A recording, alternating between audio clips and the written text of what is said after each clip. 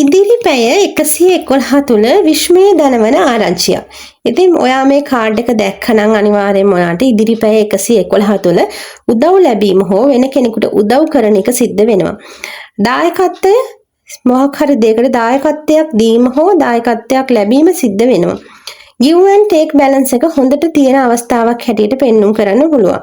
මුදල් පැත්තෙන් ගත්තොත් ඔයාට හොඳ සපෝට් එකක් ලැබෙනවා. ඔයාගේ ලෝන්, බෝනස් වලට, රැකියා උසස්වීම් වලට ගොඩක් හොඳ තත්ත්වයක් ලැබෙනවා. වැඩි කොටසක් ඔබට යම් දෙයකින් වැඩි කොටසක් ඔබට ලැබෙන්න පුළුවන් හැකියාව තියෙනවා. කෙනෙක් ඔයාට ෆයිනෑන්ෂියලි උදව් කරනවා කියන එක පෙන්눔 කරනවා. ආදරය සම්බන්ධයෙන් බැලුවොත් ආදර සම්බන්ධතාවයේ ඒක පාර්ශ්ව නෙමෙයි දෙපාර්ශ්වයෙන්ම දෙනවා. ඔයාගේ පාර්ට්නර් ඔයාව කියා කරනවාට සපෝට් කරනවා. ඒ වගේම බැලන්ස් එකේ සම්බන්ධතාවය අරගෙන යනවා කියන එක පෙන්눔 කරනවා.